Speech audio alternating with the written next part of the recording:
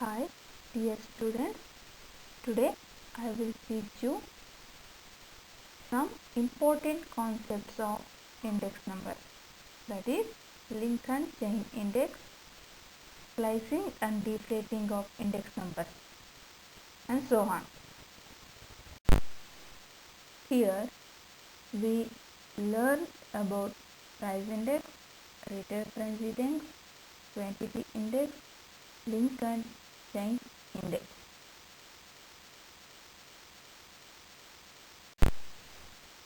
And also we will learn with above concepts deflation and splicing of index numbers, problems of construction of index numbers, limitations of index numbers.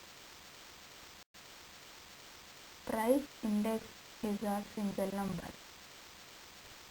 ಬೆಲೆ ಸೂಚ್ಯಂಕವು ವಿವಿಧ ಸರಕುಗಳ ಬೆಲೆಗಳಲ್ಲಿ ಆಗುವಂತಹ ಬದಲಾವಣೆಗಳನ್ನು ಆಧಾರ ವರ್ಷಗಳೊಂದಿಗೆ ಹೋಲಿಕೆ ಮಾಡುವ ಮೂಲಕ ಸೂಚ್ಯಾಂಕದ ಮಟ್ಟದಲ್ಲಿ ಆಗುವಂತಹ ಬದಲಾವಣೆಯನ್ನು ತೋರಿಸುವಂತಹ ಒಂದು ಸಂಖ್ಯಾಶಾಸ್ತ್ರದ ಮಾಪಕ ಅಥವಾ ಸಾಧನವಾಗಿದೆ. ಇದನ್ನು ನಾವು ಈ ಕೆಳಗಿನ ಸೂತ್ರದಿಂದ ಲೆಕ್ಕ ಹಾಕ್ಬೋದು. 301 equal to summation of P1 divided by summation of P0 into 100, where P01 stands for the index number, summation of P1 stands for the sum of the prices for the year for which index number is to be found, summation of P0 stands for the sum of prices for the base year. That means P1 ಅನ್ನುವಂಥದ್ದು ಪ್ರಸ್ತುತ ವರ್ಷದ ಬೆಲೆ ಸೂಚ್ಯಾಂಕಗಳನ್ನು, P0 ಅನ್ನುವಂಥದ್ದು ಆಧಾರ ವರ್ಷದ ಬೆಲೆ ಸೂಚ್ಯಾಂಕವನ್ನು ಮಾಪನ ಮಾಡುತ್ತೇವೆ. ಇದನ್ನು ನಾವು ಈ ಕೆಳಗಿನ ಉದಾಹರಣೆಯ ಪಟ್ಟಿಯಲ್ಲಿ ತಿಳಿಯಬಹುದಾಗಿದೆ. ರಿಟೇಲ್ ಪ್ರೈಸ್ ಇಂಡೆಕ್ಸ್, ಚಿಲ್ಲರೆ ಬೆಲೆ ಸೂಚ್ಯಂಕ. ಇದನ್ನು UK ಪ್ರಥಮವಾಗಿ ಪ್ರಾರಂಭಿಸಿತು. ಆನಂತರ ಪ್ರಸ್ತುತ ಹಲವು ದೇಶಗಳು ಈ ಮಾದರಿಯಲ್ಲಿ CPI ಅನ್ನು ಅನುಸರಿಸುತ್ತವೆ. ಅದರಲ್ಲಿ ಭಾರತವು ಒಂದು. ಕನ್ಸ್ಯೂಮರ್ ಪ್ರೈಸ್ ಇಂಡೆಕ್ಸ್, RPI ಮತ್ತು CPIಗಳೆರಡೂ ಸಹ both are used to measure inflation, ಹಣದುಬ್ಬರದ ಮಾಪನಕ್ಕೆ ಬಳಸಲ್ಪಡ್ತವೆ. These indices measure the change of average prices over a certain amount of time. ಈ ಒಂದು ಬೆಲೆಗಳಲ್ಲಿನ ಸರಾಸರಿಯಲ್ಲಿ ಆದಂತಹ ಬದಲಾವಣೆಗಳನ್ನು ಮಾಪನ ಮಾಡಿಕೊಳ್ಳೋದಕ್ಕಾಗಿ ಅವು ಅನುಭೋಗಿಗಳು ಕೊಳ್ಳಬಹುದು ಎಂಬುದಾಗಿ ನಿರೀಕ್ಷಿಸಬಹುದಾದಂತಹ ಅತ್ಯವಶ್ಯಕ ಸರಕು ಮತ್ತು ಸೇವೆಗಳ ಬೆಲೆ ಸೂಚ್ಯಾಂಕಗಳನ್ನು ಬಳಸಿಕೊಳ್ತವೆ. ಇದಕ್ಕಾಗಿ ಅವು ಒಂದು ಇಮ್ಯಾಜಿನರಿ ಬಾಸ್ಕೆಟನ್ನು ಬಳಸ್ಕೊಳ್ತವೆ. ಅದನ್ನು ಬಾಸ್ಕೆಟ್ ಆಫ್ ಗೂಡ್ಸ್ ಎಂಬುದಾಗಿ ಕರೆಯಲಾಗುತ್ತೆ. A basket of goods means the imaginary shopping basket for a typical family. It contains milk, water, sugar, tea, meat, vegetables, fruits, school books, mobile phone, etc. ಇದು ಈ ರೀತಿಯಲ್ಲಿ ಒಂದು ಸಾಮಾನ್ಯ ಕುಟುಂಬ ಬಳಸಬಹುದಾದಂತಹ ಅತ್ಯವಶ್ಯಕ ಸರಕುಗಳ ಒಂದು ಗುಂಪನ್ನು ಒಳಗೊಂಡಿರುತ್ತೆ. ಈ ಒಂದು ಬಾಸ್ಕೆಟಿನಲ್ಲಿ ಸೇರಿಸುವಂತಹ ಸರಕುಗಳು ಅಲ್ಪಾವಧಿಯಲ್ಲಿ ಸ್ಥಿರವಾಗಿರ್ತವೆ, ಆದರೆ ಸರಕುಗಳ ಬೆಲೆಗಳು ಬದಲಾವಣೆ ಆಗ್ತಾ ಇರ್ತವೆ. The formula to calculate RPI or CPI is equal to cost of market basket in a given period equal to cost of market basket at base into 100. ಇಲ್ಲಿ ಪ್ರಸ್ತುತ ವರ್ಷದಲ್ಲಿ ಅಥವಾ ಪ್ರಸ್ತುತ ಅವಧಿಯಲ್ಲಿ ಆ ಒಂದು ಬಾಸ್ಕೆಟ್ನಲ್ಲಿ ಇರುವಂತಹ ಕಂಟೆಂಟ್ಸ್ಗಳ ಅಥವಾ ಗೂಡ್ಸಿನ ವೆಚ್ಚವನ್ನು ಹಿಂದಿನ ವರ್ಷದ ಅಥವಾ ಆಧಾರ ವರ್ಷದಲ್ಲಿ ಆ ಒಂದು ಕಂಟೆಂಟ್ಸ್ಗಳ ವೆಚ್ಚದಿಂದ ಭಾಗಿಸಿ ಇಂಟು 100 ಮಾಡಿದರೆ ನಮಗೆ RPI ಅಥವಾ CPI ಲಭ್ಯವಾಗುತ್ತೆ. Here we understand the concept of RPI or CPI with an example. ಈ ಉದಾಹರಣೆಯಲ್ಲಿ 2000 ಮತ್ತು 2005 2 ವರ್ಷಗಳ ಅವಧಿಯನ್ನು ತೆಗೆದುಕೊಳ್ಳಲಾಗಿದೆ. 2005 ಕರೆಂಟ್ ಪೀರಿಯಡ್ ಆದರೆ 2000 ಅನ್ನೋದು ಬೇಸ್ ಪೀರಿಯಡ್ ಅಥವಾ ಬೇಸ್ ಇಯರ್ ಅಂತ ಹೇಳಿ ನಾವು ಗುರುತಿಸ್ಬೋದು. ಈ ಎರಡರ ನಡುವಿನ ವೆಚ್ಚದ ಹೋಲಿಕೆಯನ್ನು ಮಾಡುವ ಮೂಲಕ ಆ ಒಂದು ರಿಟೇಲ್ ಪ್ರೈಸ್ ಇಂಡೆಕ್ಸನ್ನು ಅಥವಾ ಕನ್ಸ್ಯೂಮರ್ ಪ್ರೈಸ್ ಇಂಡೆಕ್ಸನ್ನು ತಿಳಿಯೋದಕ್ಕೆ ಸಾಧ್ಯ ಆಗುತ್ತೆ. CPI ಮತ್ತು RPI ನಡುವೆ ಸಿಮಿಲಾರಿಟೀಸ್ ಇದ್ರೂ ಕೆಲವೊಂದು ಡಿಫ್ರೆನ್ಸಸ್ಗಳನ್ನು ಸಹ ನಾವು ಗುರುತಿಸ್ಬೋದು. ಅವುಗಳಂದರೆ ಡೆಫಿನಿಷನಲ್ಲಿ ನೋಡೋದಾದರೆ CPI measures the weighted average prices of the basket of goods and services consumed by households. But in RPI is a measure of consumer inflation which considers the changes in the retail prices of a basket of goods and services. CPIನಲ್ಲಿ ತೂಕ ನೀಡಿದಂತಹ ಸರಾಸರಿ ಬೆಲೆಗಳನ್ನು ಮಾಪನಕ್ಕೆ ತೆಗೆದುಕೊಳ್ಳಲಾಗುತ್ತೆ. ಆದರೆ ಇಲ್ಲಿ basket of ಗೂಡ್ಸಿನ ಚಿಲ್ಲರ ಬೆಲೆಗಳಲ್ಲಿ ಆದಂತಹ ಬದಲಾವಣೆಗಳನ್ನು ಗುರುತಿಸಲಾಗುತ್ತೆ.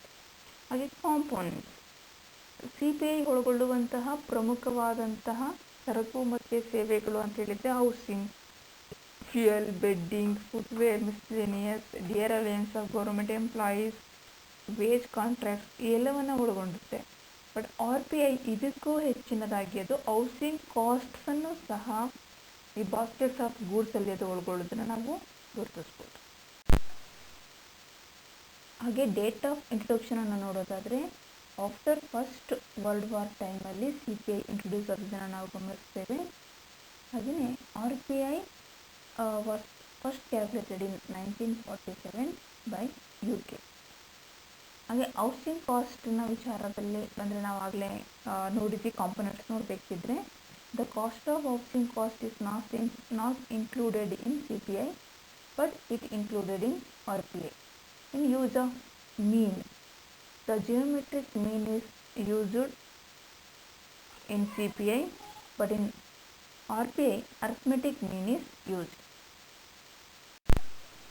Macro economic ರಿಲೆವೆನ್ಸನ್ನು ನೋಡೋದಾದರೆ ಇವೆರಡರ ನಡುವಿನ ವ್ಯತ್ಯಾಸದಲ್ಲಿ CPI is used extensively as a barometer of inflation. ಹಣದುಬ್ಬರದ ಒಂದು ಮಾಪಕವಾಗಿ ಬಳಸೋದನ್ನು ಕಾಣ್ತೇವೆ. But RPI is not used for measuring the inflation by Bank of India. ಹಾಗೆಯೇ ಸೈಜ್ ಆಫ್ ದ ಪಾಪ್ಯುಲೇಷನ್ ನೋಡುತ್ತಿದ್ದರೆ CPIನ ಒಂದು ಪಾಪ್ಯುಲೇಷನ್ನ ಪ್ರಮಾಣವನ್ನು ಹೆಚ್ಚಿನ ಪ್ರಮಾಣದಲ್ಲಿ ಪರಿಗಣಿಸುತ್ತೆ. ಆದರೆ RPI CPIಗೆ ಹೋಲಿಸಿದರೆ ಪಾಪ್ಯುಲೇಷನ್ನ ಒಂದು ಗಾತ್ರವನ್ನು ಕಡಿಮೆ ಮಟ್ಟದಲ್ಲಿ ಪರಿಗಣಿಸುತ್ತೆ. Quantity index. Quantity index number measures the change in the quantity or volume of goods sold, consumed or produced during a given time period. ಒಂದು ನಿರ್ದಿಷ್ಟ ಸಮಯದಲ್ಲಿ ಉತ್ಪಾದಿಸಿದ, ಅನುಭೋಗಿಸಿದ, ಮಾರಾಟ ಮಾಡಿದ ಸರಕುಗಳ ಗಾತ್ರವನ್ನು ಅಥವಾ ಪ್ರಮಾಣದಲ್ಲಿ ಆದಂತಹ ಬದಲಾವಣೆಯನ್ನು ಮಾಪನ ಮಾಡುವಂತಹ ಸೂಚ್ಯಾಂಕಗಳೇ ಪ್ರಮಾಣ ಸೂಚ್ಯಾಂಕಗಳು. ಇದನ್ನು Q01 equal to summation of Q1 divided by summation of Q0 into 100 ಈ ಒಂದು ಸೂತ್ರದಿಂದ ಮಾಪನ ಮಾಡಲಾಗುತ್ತೆ. Here Q1 is the quantity of the current year, Q0 is the quantity of the previous year or base year ಅನ್ನು represent ಮಾಡುತ್ತೆ. Another important concept of index number is link and chain index number. ಸಂಪರ್ಕ ಮತ್ತು ಸರಣಿ ಸೂಚ್ಯಾಂಕಗಳು. Under this method, firstly we express the figures for each year as a percentage of the preceding year. ಪ್ರತಿ ವರ್ಷದ ಅಂಕಿಅಂಶಗಳನ್ನು ಹಿಂದಿನ ವರ್ಷದ ಶೇಕಡಾವಾರುಗಳಲ್ಲಿ ವ್ಯಕ್ತಪಡಿಸಿಕೊಳ್ಳುವಂಥದ್ದು ಪ್ರಾಥಮಿಕ ಹಂತವಾಗಿರುತ್ತೆ. ಇವುಗಳನ್ನು ಲಿಂಕ್ ರಿಲೇಟಿವ್ಸ್ ಎಂಬುದಾಗಿ ಕರೆಯಲಾಗುತ್ತೆ. ಈ ಲಿಂಕ್ ರಿಲೇಟಿವ್ಸ್ಗಳನ್ನು ಮಲ್ಟಿಪ್ಲಿಕೇಶನ್ ಮಾಡುವ ಮೂಲಕ ನಾವು ಚೈನ್ ಇಂಡೆಕ್ಸನ್ನು ಸಿದ್ಧಪಡಿಸ್ಬೋದಾಗಿರುತ್ತೆ.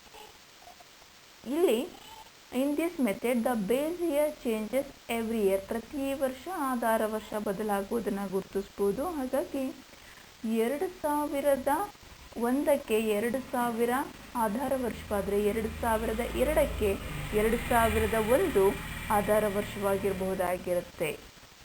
ಇದನ್ನು ನಾವು ಸ್ಟೆಪ್ ಬೈ ಸ್ಟೆಪ್ ಮುಂದಿನ ಸ್ಥಳದಲ್ಲಿ ಅಭ್ಯಾಸ ಮಾಡೋಣ. ಚೈನ್ ಇಂಡೆಕ್ಸನ್ನು ಕ್ಯಾಲ್ಕುಲೇಟ್ ಮಾಡೋದಕ್ಕೆ ನಾವು ಈ ಸ್ಟೆಪ್ಗಳನ್ನ ಅನುಸರಿಸಬೇಕು.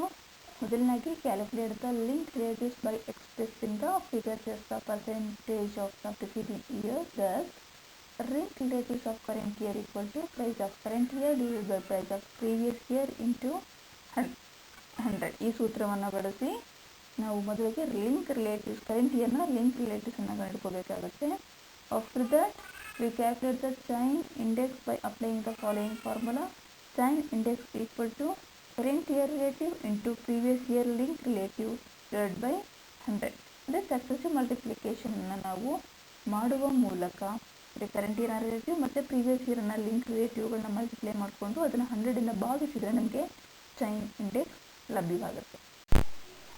With an example we can understand chain index number fully. Here from the following data calculate the index numbers using the chain index number method. ಇಲ್ಲಿ ನಾವು 2011ರಿಂದ 18ರ ವರೆಗಿನ ಪ್ರೈಸಸ್ನ ನಾವು ಹೊಂದಿದ್ದೇವೆ. ಇದನ್ನು ಬಳಸ್ಕೊಂಡು ಚೈನ್ ಇಂಡೆಕ್ಸ್ ನಂಬರ್ಸನ್ನು ಹೇಗೆ ಕ್ಯಾಲ್ಕುಲೇಟ್ ಮಾಡೋದು ಅನ್ನೋದನ್ನು ನಾವು ಸೊಲ್ಯೂಷನನ್ನು ನೋಡೋದಾದರೆ 2011ಗೆ 2010 ಬೇಸ್ ಇಯರ್ ಆಗಿರುತ್ತೆ. ಆದ್ದರಿಂದ ಲಿಂಕ್ ರಿಲೇಟಿವ್ಸ್ ಮತ್ತು ಚೈನ್ ಇಂಡೆಕ್ಸ್ಗಳ ಬೇಸ್ ಇಯರ್ನ ಪ್ರೈಸ್ ಇಂಡೆಕ್ಸ್ 100 ಅಂತೇಳಿ ಇಳಿಸ್ಬೋದು. ನಂತರ 2012ಗೆ 2011 ಬೇಸ್ ಇಯರ್ ಆಗಿರೋದ್ರಿಂದ 124 divided by 120 into 100 equal to 103.33 ಲಭ್ಯ ಆಗುತ್ತೆ.